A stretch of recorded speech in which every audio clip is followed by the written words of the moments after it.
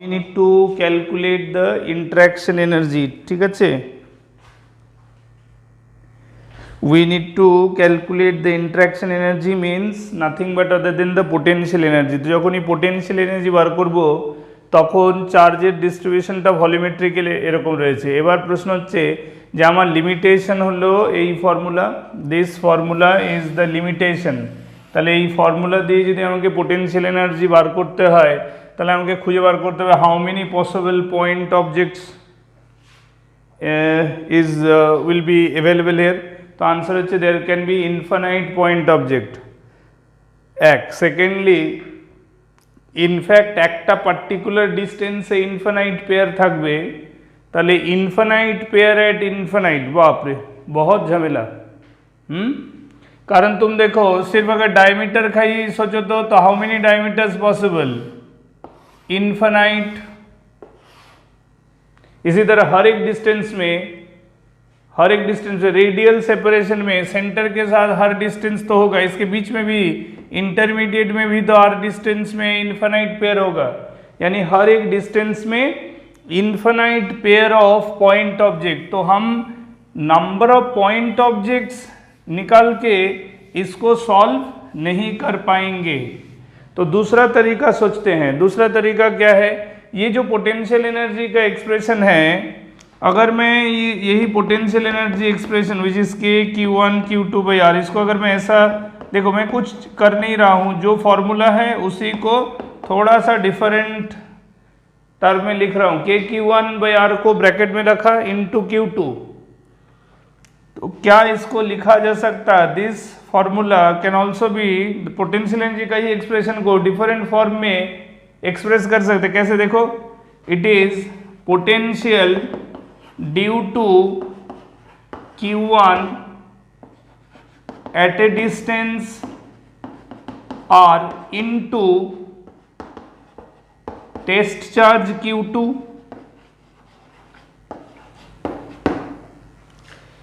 Potential energy between two interacting charge particle can be written as कि ये अगर A है ये B है, तो potential energy between AB, potential energy between Q1 Q2, दो चार्ज पार्टिकल का जो पोटेंशियल एनर्जी है उसको लिखा जा सकता है potential at B due to A into the charge at B point पे A के वजह से पोटेंशियल इंटू B पॉइंट का जो टेस्ट चार्ज बॉडी है वो। तो ये अगर हम लोग पोटेंशियल एनर्जी को इस फॉर्म में सोचना शुरू करें तो फिर हमारे लिए ये जो गिवन स्फेरिकल ज्योमेट्री था, गिवन स्फेरिकल ज्योमेट्री, इसमें पोटेंशियल इंटरेक्शन एनर्जी निकालना पॉसिबल है। बात समझ में आ गया? क्यू पता था मेरे को, रो पता था, ठीक है, क्लियर हो गया कि पोटेंशियल एनर्जी निकालने के लिए पहला सोच तो I must get all possible point charges with in this geometry, तो उसका सोच तो बहुत डेंजरस है। तो फिर दूसरा क्या तरीका है, मैं वो दूसरा चीज सोच लूँ कि दो पॉइंट ऑब्जेक्ट के बीच में interaction energy is basically nothing but other than the potential due to one charge at the position of the second charge into the magnitude of the second charge at that point, ठीक है। Q1 की वजह से Q2 के position पे potential into the test charge at B। तो ये mechanism को अब हम लोग यहाँ इस्तेमाल करेंगे to find the total interaction energy. और इसके लिए क्या करने वाले हैं, देखो ये जो मान लो इसको तोड़ने से जो मेरे को infinite number of point objects मिलेगा, इन्फिनाइट नंबर ऑफ जो पॉइंट ऑब्जेक्ट्स मिल सकता है, मैं क्या करूंगा उसको रिवर्स वे में सोचूंगा। अगर मैं कह रहा हूं कि पोटेंशियल इनटू टेस्ट चार्ज, तो इसका मतलब है potential at one point is the method mechanism of bringing +1 charge from infinity to the required point. वहीं अगर मैं टेस्ट चार्ज +1 के लाने की, जैसे Q1 Q2 का जो आर्गुमेंट मैंने बताया था कि यहाँ Q1 था और उससे R डिस्टेंस में Q2, तो इसका मतलब है Q1 को फिक्स रख के इसको अगर मैं फिक्स्ड चार्ज मानूं और ये टेस्ट चार्ज है, तो टेस्ट चार्ज को जब मैं इन्फिनिटी से R डिस्टेंस में ला रहा हूँ, r डिस्टेंस फ्रॉम Q1, तब ये टोटल वर्क डन काउंट हो रहा है कि Q1 के इलेक्ट्रिक फील्ड रीजन में Q2 को इन्फिनिटी से r डिस्टेंस तक लाने का जो वर्क है वही उन दोनों के बीच में फाइनल इंटरेक्शन एनर्जी। ठीक है, तो हम लोग क्या करेंगे, इसी तरह सोचेंगे कि अगर मैं इसमें जो इन्फिनाइट पॉइंट्स चार्ज बॉडी है उसको अगर मैं मान लो stopwatch moment t equal to 0 से लेके लास्ट इंस्टेंट तक, इसको पूरा बनने में जो समय लगा अप टू लास्ट इंस्टेंट तक, अगर मैं लगातार एलिमेंट्री चार्ज, छोटा छोटा charge as good as point charge को इन्फिनिटी से लाके यहाँ जोड़ने लगे, असेंबलिंग करने लगे, पहले एक चार्ज लाया, फिर उसको रखा, दूसरा चार्ज लाया, उसको रखा, फिर तीसरा चार्ज लाया, उसको रखा, फिर चौथा चार्ज लाया, इस तरह से if I continue the process of bringing small charges in the continuous process, bringing it from infinity to this geometry, और फिर उसको लाके असेंबल करने लगे। ठीक है, तुम कहोगे कि सर एक पॉजिटिव चार्ज है और एक पॉजिटिव लाके उस पर रख रहे हैं तो दोनों में रिपल्सन होगा, तो ऑफकोर्स रिपल्सन होगा, वो रिपेल करके भाग नहीं जाए, वही तो दोनों का होल्ड करने का एनर्जी है, उतना एनर्जी प्रोवाइड कर रहे, कंटिन्यूअस प्रोसेस में ये कर रहे हैं, और करते करते इसको पूरा असेंबल करेंगे, पूरा कंपोज करेंगे, तो पूरा चीज को बनाने में जितना वर्क डन होगा वही उस सिस्टम का एग्जिस्टिंग एनर्जी होगा। ठीक है ना, तो that means what we will do, समझ में आ रहा है, अप्रोच समझ में आ रहा है सबको, यस और नो बोलो, अप्रोच समझ में आ रहा है कि नहीं, सब लगता फिर सो गया। आग्नेक साग्नेक,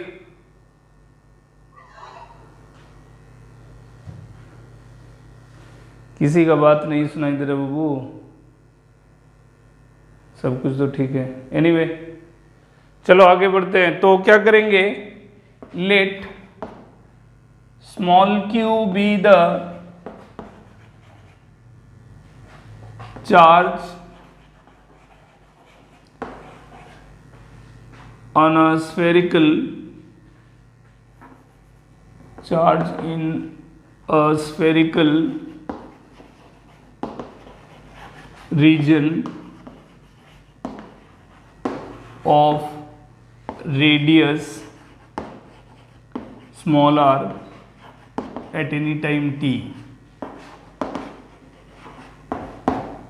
मैं पूरा प्रोसेस जो हो रहा है शुरू से लेकर अंत तक, उस पूरे प्रोसेस में from starting instant to the finishing instant, starting instant मतलब सोचो इसमें एक भी चार्ज नहीं है, पहला चार्ज पार्टिकल का एग्जिस्टेंस एक सोचा गया, from where the process of composing this thing will be started. ठीक है, वहां से शुरू किया मैंने। ठीक है, और फिर लगातार उसको कंपोज करता गया।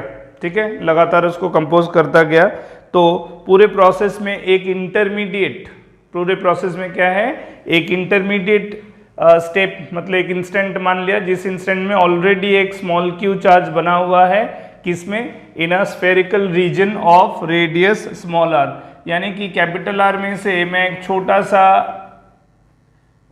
स्मॉल r एज्यूम कर लिया, ये है वो मेरा स्मॉल r वाला रीजन, इस स्मॉल r रीजन में ऑलरेडी स्मॉल q है। ठीक है, ये एक इंटरमीडिएट स्टेप है, इसमें ऑलरेडी स्मॉल q चार्ज है ये शेडेड रीजन में, और मैं यहाँ से नेक्स्ट स्टेप यानी कि चार्ज को थोड़ा सा बढ़ाऊंगा, नेक्स्ट पार्ट में और थोड़ा सा बढ़ाऊंगा, और ऐसे करते करते मैं कैपिटल R तक पहुंच जाऊंगा। तो what should be the process of continuously increasing this instantaneous spherical geometry of charged body. ठीक है, हम लोग इसको कंटिन्यूअसली इसको इंक्रीज करेंगे। ठीक है, तो प्रोसेस क्या होगा इसको कंटिन्यूअसली इंक्रीज करने का, कि मैं मान लो एक small spherical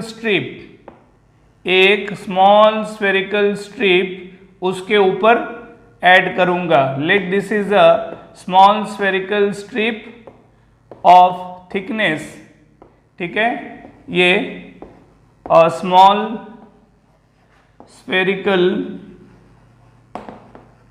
strip of thickness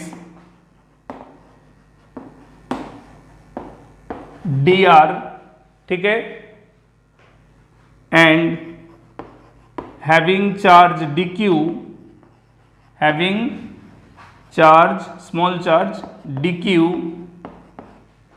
is added to the spherical, to the sphere of radius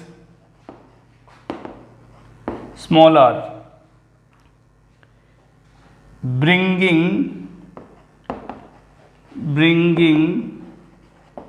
dq from infinity। समझ में आया बात?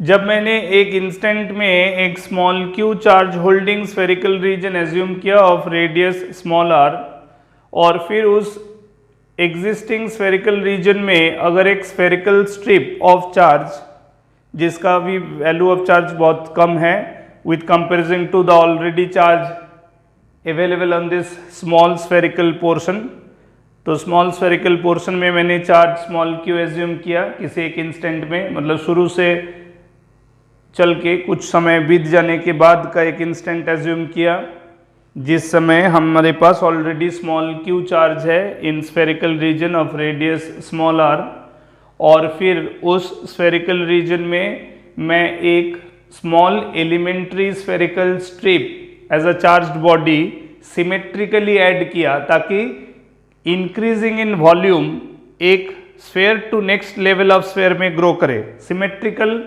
इंक्रीमेंट इन वॉल्यूम, चारों तरफ से पूरे 3 डायमेंशन से सभी डायरेक्शन में radius will increase by dr, so this spherical strip will be assumed to be the test charge that is brought from infinity to the surface of the existing spherical segment of radius small r. Could you follow this? So there must be some work has been done. Definitely it will taken into account some process of doing work. कुछ work तो लगा होगा, तो जो work यहाँ होगा in bringing dq from infinity to the surface of the small spherical section of radius r, ये work done होगा the interaction energy between existing small q and dq that has been added to its surface, ठीक है। तो यानी कि एक instant से एक इंस्टेंट पे आके हम लोगों को एक इंटरेक्शन एनर्जी मिल रहा है बिटवीन टू चार्ज्ड पोर्शन, एक existing sphere with the spherical strip added on its surface. फिर जब ये dq ऐड हो जाएगा तो न्यू स्फेरिकल रीजन कुछ बढ़ जाएगा वॉल्यूम, जिसका न्यू रेडियस हो जाएगा r प्लस dr। फिर नेक्स्ट स्टेप में जाके फिर इसी तरह का एक और dq as a spherical strip holding a different magnitude of dq but that too will have the same spherical segment, उसको फिर इन्फिनिटी से लाके इस एडेड स्फेयर के ऊपर चढ़ाएंगे तो लगातार वो स्फेरिकल वॉल्यूम बढ़ता जाएगा और एक समय हमको ये given sphere of radius capital R का चार्ज्ड स्फेरिकल बॉडी मिल जाएगा, ठीक है। तो यानी कि अगर ये प्रोसेस Q और dQ का इंटरेक्शन एनर्जी है तो अगर मैं शुरू से लेके अंत तक हर समय एग्जिस्टिंग स्फेयर पे एडेड चार्ज का वर्क डन को काउंट करूं तो जीरो इंस्टेंट से लास्ट इंस्टेंट तक का हर इंटरेक्शन एनर्जी मिल जाएगा। That means sum of all those interaction energy, sum of all those work done in bringing the elementary dq charge in the shape of the spherical strip to be added on an existing sphere will give us the total interaction energy। सभी work done को calculate add करेंगे, यानी कि that will be the continuous process में it will be the process of adding work done means integration। mathematically it will be done by integration है कि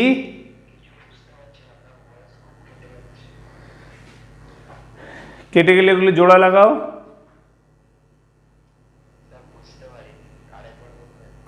पागल দেখো আবার শোনো, আবার শোনো, আমি বললাম যে when there is an existing small q charge that I have assumed in the shape of a spherical section of radius small r সেটার ওপর আমি একটা dq elementary strip add করছি, bringing it from infinity to the surface of the assumed small spherical section, and this process of bringing dq from infinity to the surface is giving me the interaction energy between small q and dq, because this small q can be assumed to be concentrated at the center, then small q and dq having this smaller distance can be known for their interaction energy.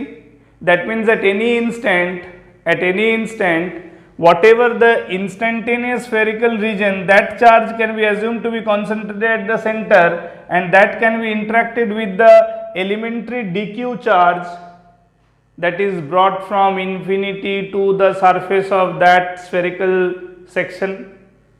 বুঝতে পারছো? সাগনিক, তার মানে আমরা যদি এরকম ধরো for example বোঝার জন্য 100 স্টেপস অ্যাজিউম করে নাও, 100 স্টেপস, 100 খানা স্টেপস লাগলো, 100 বার আমাদেরকে ডিকিউ চার্জ নিয়ে আসতে হচ্ছে, প্রত্যেকবার ডিকিউটা in the shape of a spherical cell, কিন্তু ম্যাগনিটিউডিক্যালি ওটা ডিফারেন্ট। কেন ম্যাগনিটিউডিক্যালি ডিফারেন্ট? কারণ প্রত্যেকবার ওটাকে আনা হচ্ছে on a different size of increasing size of স্ফেরের ওপর ওটাকে এনে অ্যাড করা হচ্ছে, তাই তো? প্রথমবারে স্মল কিউ, তার উপর আনা স্মলার রেডিয়াসে একটা ইনস্ট্যান্টে ধরলাম, তার উপর অ্যাড করলাম ডিআর এর থিকনেস, তাহলে নিউ স্ফেরিক্যাল ভলিউমটা কি হয়ে যাবে? Of radius r plus dr. তার পরের স্টেপে আবার ডিকিউ আনবো, again as in the shape of a spherical shell, এনে অ্যাড করব on the existing radius of r plus dr, তাহলে রেডিয়াসটা আবার ডিআর বাড়বে, তাই তো? তাহলে এইভাবে একটা স্ফেরিক্যাল ভলিউম থেকে আরেকটা স্ফেরিক্যাল ভলিউম, তারপর আরেকটা স্ফেরিক্যাল ভলিউম গ্র্যাজুয়ালি ইনক্রিজ করছে। So that means in each step we can count the work in bringing the dq from infinity to the existing surface of the charged body, spherical portion of the assumed section. That will be the interaction energy for that process, that step of bringing dq. এইভাবে যদি পুরো spherical ভলিউমটাকে given radius capital R এর spherical ভলিউমটাকে বানাতে যদি আমার 100 বার লাগলো, আলাদা আলাদা ম্যাগনিটিউড, বা প্রত্যেকবার same in geometry of element charge body which is in a geometry of spherical shell, spherical strip, তাহলে 100 বার যে ওয়ার্ক করা হলো প্রত্যেকটা স্টেপের ওয়ার্ক ডানকে অ্যাড করে দেবো, তো টোটাল ওয়ার্ক ডান পাবো। সেই টোটাল ওয়ার্ক ডানটাই হবে পুরো কম্পোজড সিস্টেমটার ইন্টারাকশন এনার্জি। বোঝা গেছে? ঠিক আছে, তাহলে প্রথমে আমরা এলিমেন্টারি ওয়ার্ক ডান ডিডব্লিউটা ক্যালকুলেট করব। ডিডব্লিউ হয়ে যাচ্ছে তাহলে আমার ওই যে বললাম পোটেনশিয়াল ডিউ টু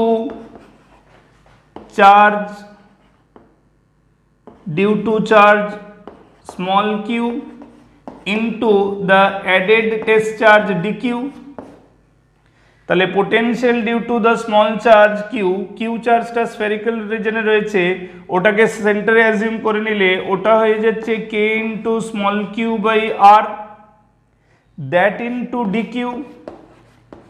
এবার আমার কাছে কিউ আর ডিকিউ দুটোকেই সিম্পলিফাই করতে হবে using that volume charge density, যেটা কত ছিল 3q by 4 pi capital R q, মানে using the volume charge density rho. তাহলে ভলিউম চার্জ ডেন্সিটি রোটাকে যদি ইউজ করি তাহলে ওটাকে লেখা যাবে k by small r into small কিউটা available on a spherical volume of 4/3 pi smaller cube, তাহলে rho into 4/3 pi smaller cube। বুঝতে পারছো? এটা হলো small cube, volume charge density into volume of the small spherical section, that into d q. তাহলে d q মানে shaded স্ট্রিপটার ভলিউমে যে চার্জটা আছে সেটা কত হবে, again volume charge density into volume of the strip, স্ট্রিপের ভলিউম কত, সারফেস এরিয়া ইনটু থিকনেস,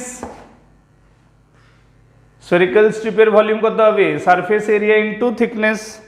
তার মানে আমার কাছে টোটাল হয়ে গেল ডিডাব্লিউটা হয়ে গেল, সিম্পলিফাই করো, k into 16 k rho square pi square divided by 3, ঠিক আছে, 16 4 into 4 16 into k into rho square into pi square, ওপরে আছে r to the power 3 into r to the power 2 r to the power 4 by r, that is into r to the power 4 dr।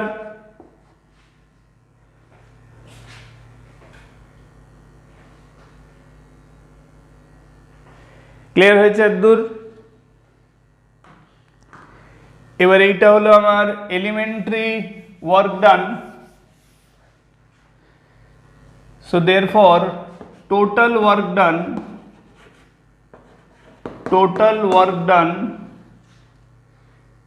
to form the required sphere,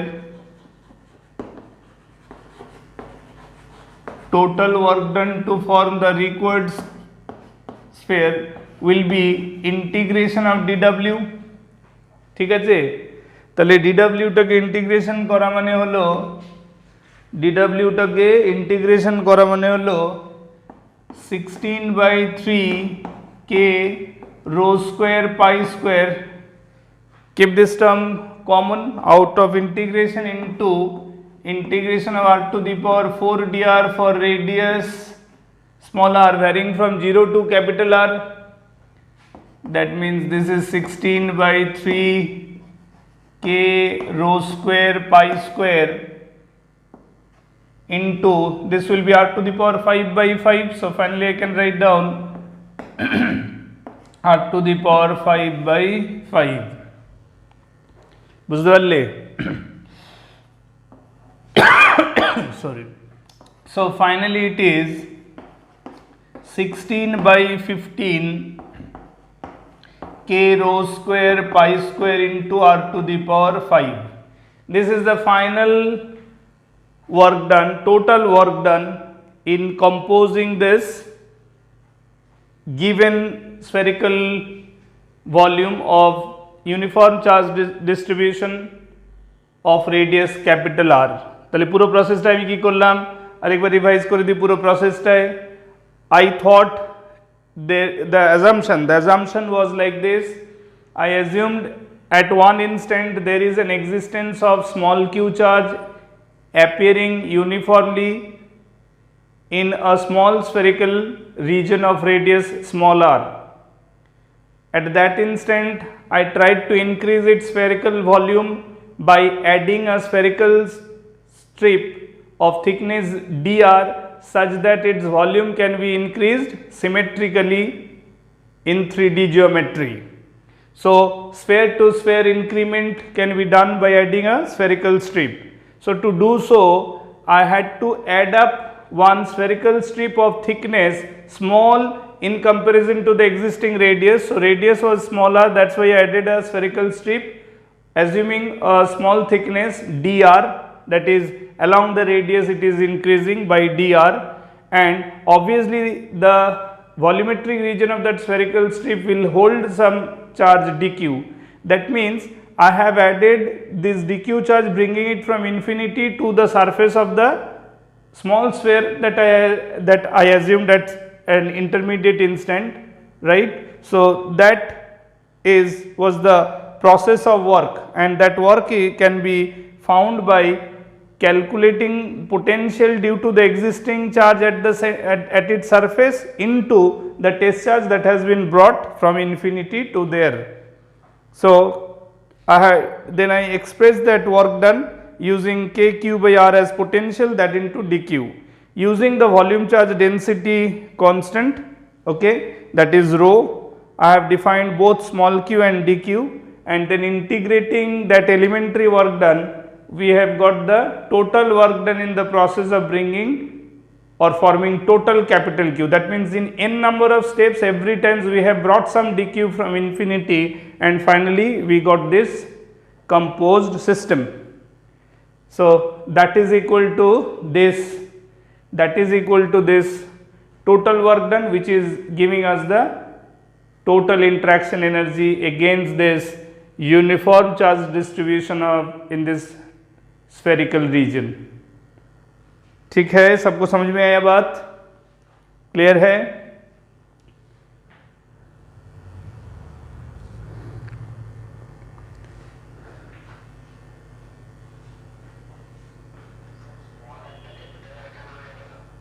small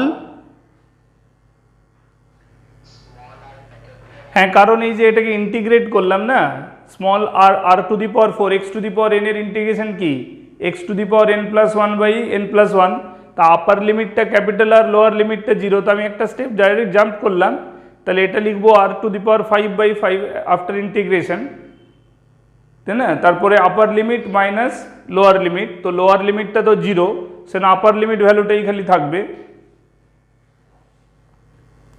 ঠিক আছে, বুঝতে পেরেছো?